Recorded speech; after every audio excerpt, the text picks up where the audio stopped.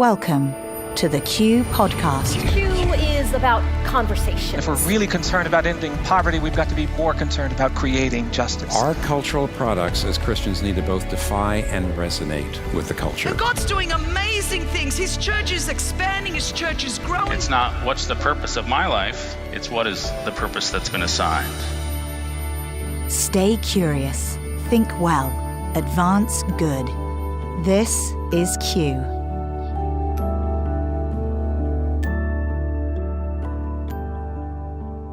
Welcome to another edition of the Q Podcast. I'm Gabe Lyons, and today we're talking about daily liturgy.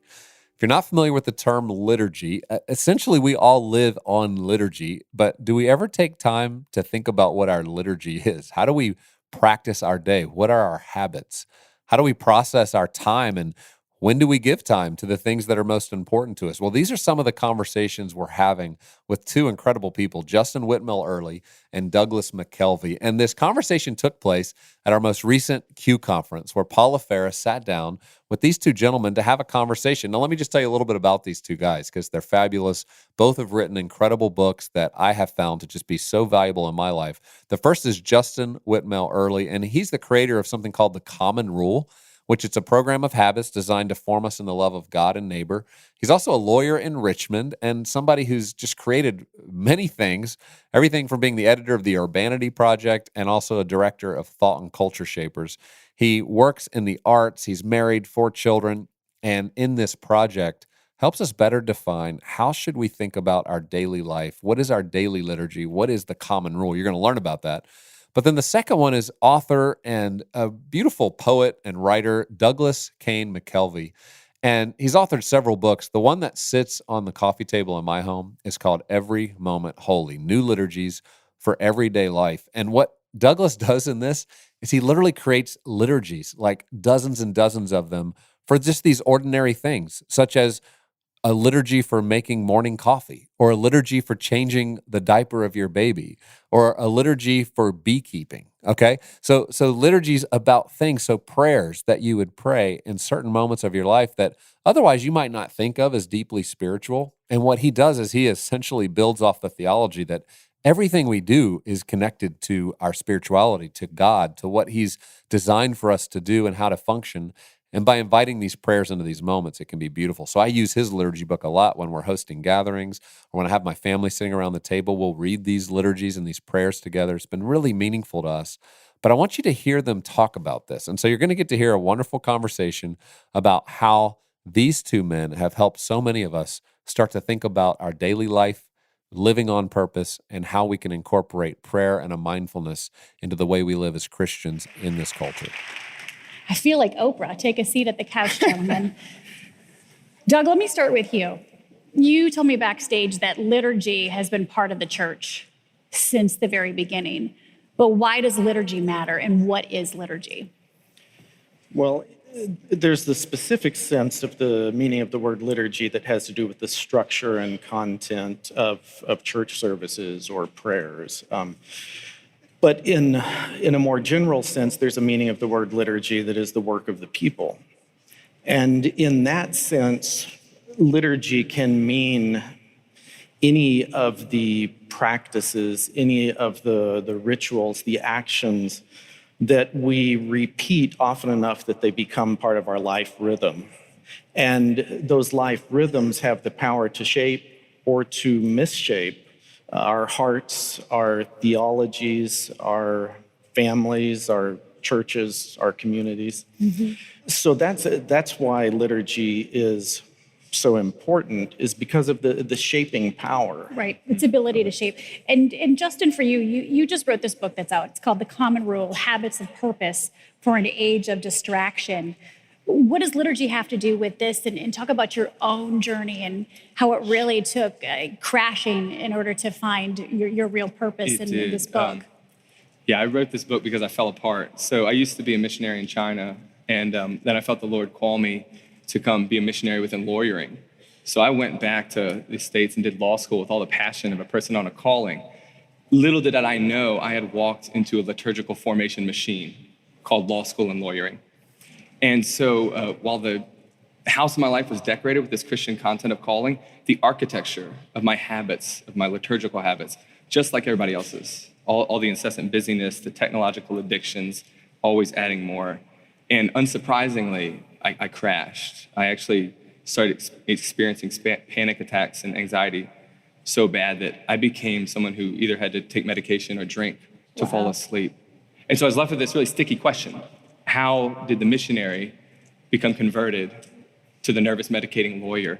And I think the answer was by habit, because habits, like liturgies, small repeated actions that form us. They shape us, as you Shape said, us. Yeah. My head was going one direction of my calling, but my heart, via habit, was going another direction.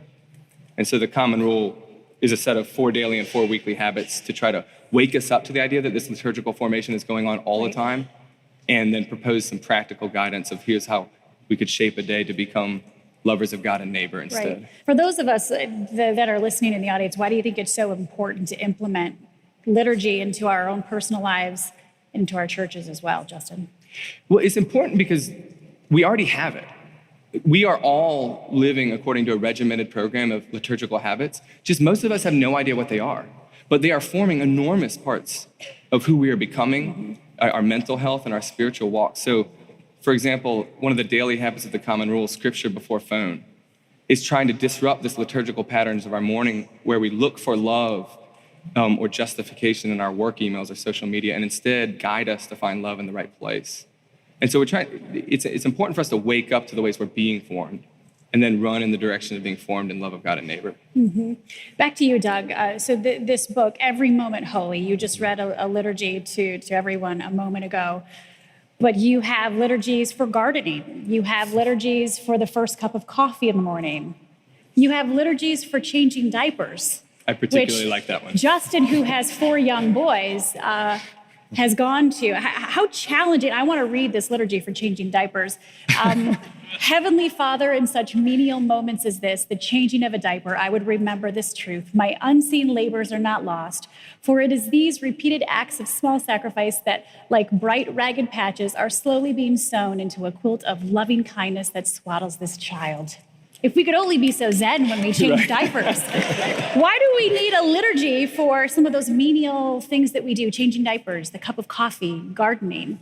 My Anglican pastor told me how powerful the moment was the first time he consecrated the elements when he was the officiant at a communion.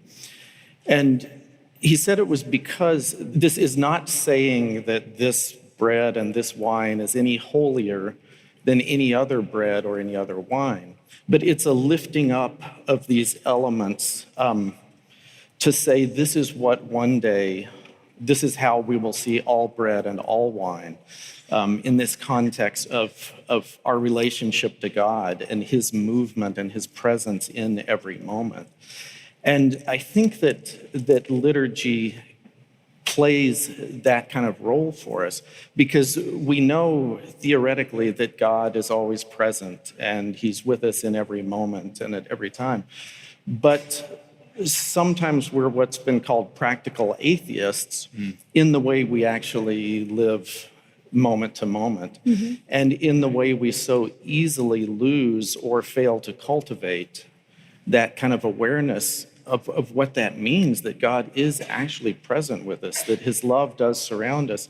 And if that's true, then it's true when we're choosing what to watch on Netflix. It's true when we're gardening. It's true when we're diapering a baby. So then the question is, well, how do we cultivate that understanding of where God, actually his spirit is intersecting in those moments? How do you get inspired to write liturgy about a cup of coffee or changing a diaper? Because I get inspired I'm very uninspired when I'm changing diapers. So how do you get inspired to write a liturgy about that? Well, I think it begins with believing that God is somewhere in this moment and that this moment, like all moments and circumstances, are ones that, given to God, can be used by him as a formative shaping moment. So I think there's with some parts of our lives, it's easier to bridge that gap between the way we typically experience something and that question of where is God in this moment. So for all of you who have young children and change your diaper, just remember God is in that moment. That's the takeaway. Justin, I want to go back to you. What's just some easy, practical, pragmatic advice on how we can not only reap the benefits of liturgy in our daily lives, but a way to implement it easily? Give us like 1, 2, or 3 ways that we can do it. Yeah, sure. I would just jump right off of what Doug said on these ordinary moments need to be lifted up. I think extraordinary lives are built out of very ordinary moments.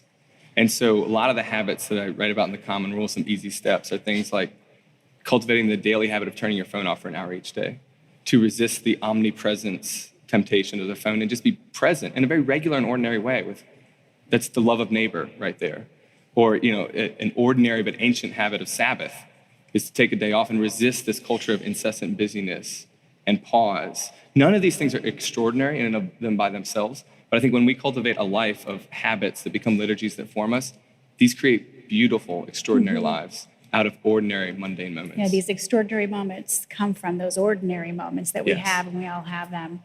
Doug and Justin, thank you so much. This has been very enlightening. Appreciate it. These books are great, by the way. I hope this has been encouraging to you. I know it's convicting. I just think of what Justin said, where he said, my head was going one direction with my calling, but my heart, via habit, was going another direction. Just that idea that our habits really do show where we're going and what we care about. And then I think Douglas saying, I think it begins with believing that God is somewhere within this moment, is certainly a way to incorporate prayer and incorporate making things that sometimes just seem mundane into very sacred activities. I hope this has encouraged you. Share this with friends. I would share this with family members. I would share this if you're married with your spouse. It's just a good way to have a conversation about how do we incorporate this more intentionally into our daily life. Well, if you're part of our Q community, you know that we are getting close to our annual event. We planned for over a year for these, and it's happening in Nashville, April 22nd to 24th, downtown. Amazing experiences, topics. The people are just amazing. I mean, my favorite part is all the people that come together from all over the U.S., all around the world, sit at tables together, engage conversations, get their feathers ruffled from time to time by the topics we take on, the different perspectives represented. Not everybody agrees on everything, but we've created a space. I'm so proud of our team, creating this beautiful space where we can take in information, we can get educated and informed from experts in every channel of culture dealing with a myriad of issues. But then we can take it in and reflect and go have meals together and talk it through and go, what does this mean for us? What does this mean for the Christian community? How does this change in our times, in our society, and the way our culture functions and values things? How should that impact us as Christians? How should we lead now? And so I'm so pumped about the conversations we're going to have this year. Every year is completely different. We really don't repeat speakers. Time to time, we'll have somebody back. But for the most part, every year, it's a new search for what are the best thinkers on the ideas that are shaping the year ahead.